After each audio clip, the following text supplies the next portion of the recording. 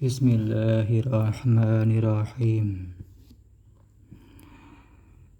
Kali ini kita akan mengkaji kitab Sahih Bukhari. Ya. Kita baca Kitabu Bada'il Wahyi, kitab permulaan wahyu. Qala asy-syaikhu al-imamu al-hafidhu Abu Abdillahi Muhammad bin Ismail ibni Ibrahim ibnil Mughirati al-Bukhari rahimahullahu ta'ala. Amin. Ya. Imam Bukhari berkata, Babu kaifa kana bada'ul wahyi ila Rasulillahi sallallahu alaihi wasallam. Bab mengenai bagaimana permulaan wahyu kepada Rasulullah sallallahu alaihi wasallam wa qaulillahi jalla dzikruhu inna auhayna ilaika kama auhayna ila nuhi wan nabiyyina min ba'di. Dan firman Allah Ta'ala, sesungguhnya telah kami wahyukan kepada engkau Muhammad, ya, kama auhayna, sebagaimana telah kami wahyukan kepada Nuh dan para nabi setelahnya.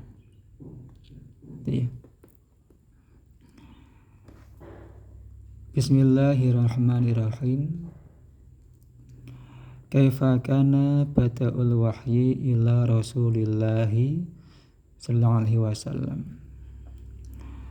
Nah, di sini ya, dalam Fathul Barinya Imam Ibnu Hajar rahmatullahi alaih, beliau mengatakan waqad, yang saya garis hijau itu, u'turidhu 'alal musannifi li kaunihi lam yaftatih al-kitaba bi khutbatin tunbi'u an maqsudihi muftatihatin bilhamdi wa syahadati imtithalan liqaulihi sallallahu alaihi wasallam kullu amri dhibalin la yubda'u fihi bihamdillahi fahuwa aqta'u wa qauluhu kullu khutbatin laisa fiha syahadatun fahiya kaliyati al-jadma'i. Beliau mengatakan bahwasanya Imam Bukhari rahmatullahi alaih, ya, dalam kitab Sahih Bukhari ini, ya, telah diprotes, ya, diprotes kenapa likaunihi lam yaftatih al-kitaba bi khutbatin, karena dalam mengawali kitab Sahih Bukhari beliau tidak mengawalinya dengan khutbah. Biasanya kalau sebuah kitab itu ada khutbahnya, ada semacam penyampaian tunbi'u an maksudi, yang menyampaikan apa tujuan dikarangnya kitab tersebut. Biasanya seperti itu. Kalau musonif mengarang kitab biasanya semacam kata pengantar lah ya. Ada penyampaian tujuan kenapa kitab tersebut dikarang. Di sini nggak ada. Ya, Imam Bukhari langsung menyampaikan babu kaifa kana bada'ul wahyi. Tidak ada semacam kata pengantar. Ya. Dan juga tidak diawali dengan hamdalah dan syahadah, persaksian, 2 kalimat syahadat. Ya, nggak ada itu. Yang mana ada hadis yang mengatakan ya kullu amri dhibalin, ya, setiap perkara yang memiliki kebaikan yang tidak dimulai dengan memuji Allah, fahuwa aqta'u, maka terputus dari berkah, tidak ada berkah. Ya. Dan hadis lagi kullu khutbatin, dan seterusnya, setiap khutbah, penyampaian, ya, kata pengantar lah ya, yang tidak ada persaksian syahadah, ya, maka seperti tangan yang putus, ya. Tangan yang putus. Maka yang mana 2 hadis ini merupakan riwayat Imam Abu Dawud, ya, dan selainnya dari sahabat Abu Hurairah radhiyallahu anhu. Maka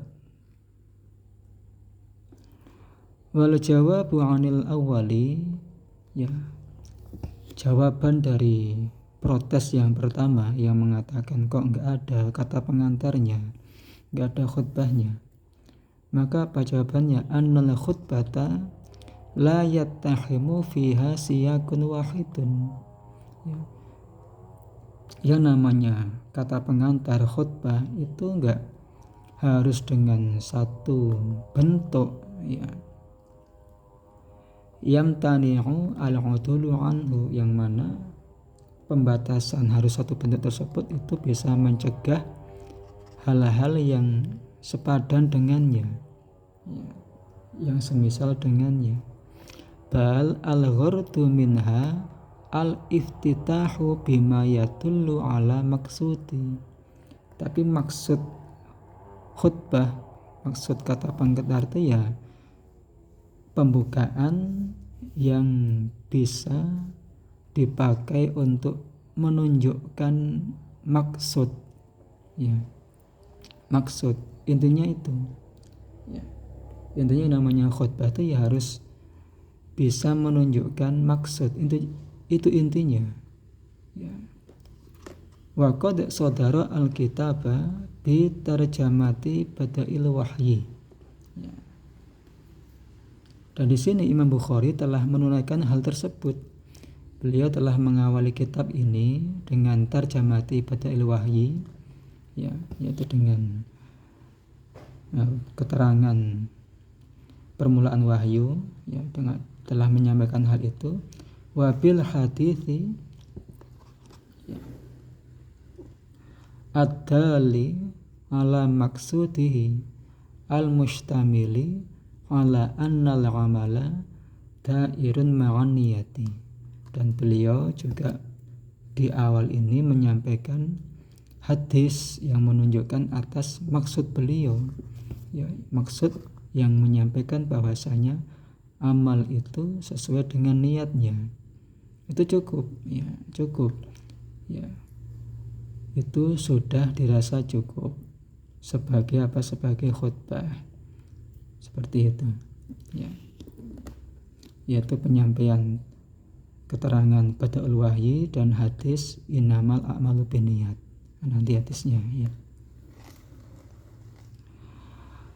Kemudian yang ini wal jawabu 'anil tsani, jawaban mengenai protes yang kedua, yakni kenapa kok tidak mengawali dengan ucapan hamdalah dan syahadah sesuai dengan 2 hadis di atas.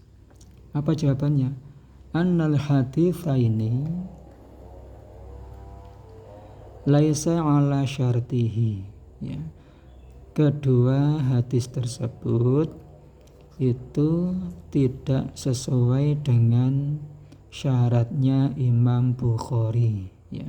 Jadi nggak masuk kategori dari kesohihannya menurut syarat Imam Bukhari, karena nggak masuk ya oleh beliau nggak terlalu diperhatikan. Bal fi kullin minhuma maqalun, bahkan dalam masing-masing kedua hadis tersebut itu ada pembicaraan, ada pembahasan. Makanya beliau tidak mengamalkan hadis tersebut. Itu ya.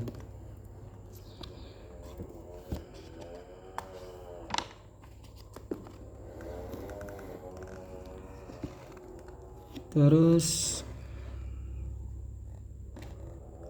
qauluhu bada'ul wahyi, ya. Dalam lafadz ini, ya, permulaan wahyu. Wal wahyu lughatan al-i'lamu fi khafa'in. Wahyu secara bahasa adalah pemberitahuan, ya, fi khafa'in, secara rahasia, ya. Itu namanya wahyu secara bahasa. Wa syar'an al-i'lamu bi syar'i. Sedangkan secara syar'i, ya, wahyu adalah pemberitahuan mengenai syariat.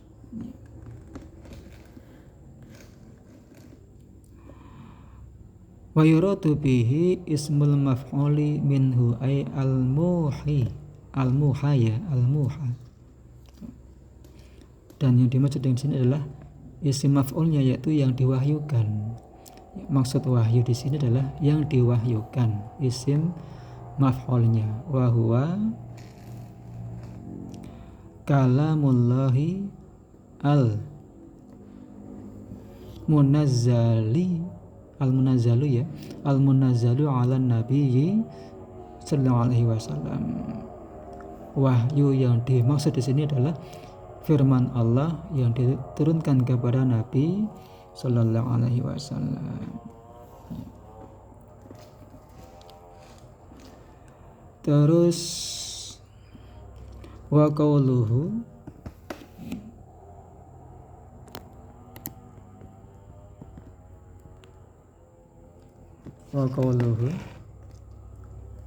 inna auhayna ilaika, mengenai ayat ini. Kila, dikatakan, ya, kudima dzikru nuhin fiha li'annahu awwalu nabiyyin ursila, ya. Di sini kenapa didahulukan penyebutan Nabi Nuh, ya. Kenapa dalam ayat ini? Dikarenakan Nabi Nuh alaihissalam merupakan nabi pertama yang diutus, ya. Nabi pertama yang diutus kepada sebuah umat adalah Nabi Nuh alaihissalam. Awalun nabiyyin uqiba qaumuhu, atau beliau adalah nabi pertama yang kaumnya diazab, ya. Itu.